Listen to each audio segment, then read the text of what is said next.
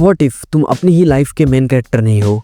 What if तुम बस react कर रहे हो, फॉलो कर रहे हो, रिपीट कर रहे हो, स्क्रोलिंग, कंप्लेनिंग, वेटिंग, और तुम्हें लग रहा होता है कि तुम अपनी लाइफ को जी रहे हो, बट एक्चुअली इसे बोलते हैं the NPC mindset. Wake up to reality. NPC का मतलब नॉन प्लेएबल कैरेक्टर होता है। बेसिकली सिंपल टर्म्स में कहूँ तो गेम में जो कैरेक्टर्स होते हैं ना, जो खुद नहीं खेलते, जो खुद डिसाइड नहीं करते, जिन्हें बस प्रोग्राम किया होता है, वो बस ऐसे अपनी लाइफ जी रहे होते हैं, उन्हें एनपीसी बोला जाता है।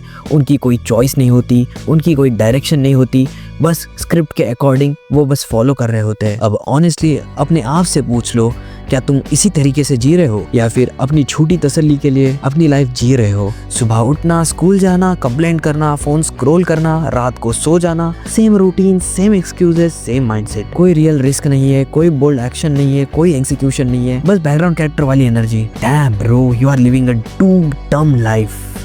Just kidding. तुम बोलते हो ब्रो लाइफ अनफेयर है, सिस्टम ही खराब है, मैं क्या ही कर सकता हूँ।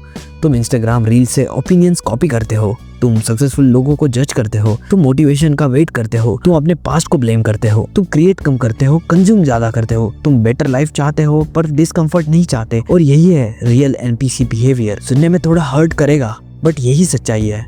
कोई नहीं आ रहा तुम्हें अपग्रेड करने, तुम स्टक नहीं हो, तुम कंफर्टेबल हो। एनपीसी माइंडसेट हमेशा तुम्हें सेफ फील कराता है। ना कोई रिस्पॉन्सिबिलिटी, ना कोई प्रेशर, ना कोई लीडरशिप, बट साथ में कोई ग्रोथ नहीं होती, कोई पावर नहीं मिलती, ना कोई रियल स्टोरी बनती है। मेन कैरेक्टर्स डिसीजन लेता है और एनपीसी एक्सक्यूज देता है। तो इसका सोल्यूशन क्या है? तुम्हें भी अगर एनपीसी माइंडसेट को ब्रेक करना है तो पहली बात, दूसरों के ओपिनियंस कॉपी करना बंद करो, खुद से सोचना चालू कर दो। दूसरी बात, रोज एक अनकंफर्टेबल काम रिपीट करो, जिम जाओ, स्टडी करो, कंटेंट बनाओ, कोल्ड अप्रोच करो, हमेशा एकदम डिसिप्लिन में रहो। तीसरी बात, कंजम्पशन कम करो, क्रिएशन ज्यादा करो, हर एक चीज को अकाउंटेबिलिटी से हैंडल करो। चौथी चीज, ओनरशिप लो, इवन जब गलती तुम्हारी ना हो तब भी लो। इससे तुम्हारी अकाउंटेबिलिटी बढ़ेगी, तुम्हारे लीडरशिप स्किल्स बाहर आएंगे, तुम्हारा एग्जीक्यूशन स्किल प्रॉपरली यूज होगा और तुम हमेशा चीजों को काम तरीके से हैंडल करना सीख जाओगे। पांचवी चीज, कुछ बिल्ड करो, skill, body, brand, knowledge, anything that will push you, जो तुम्हें अच्छा लगे, जिससे तुम रेवेन्यू जनरेट कर सको, उस स्किल में पुश करो अपने आप को।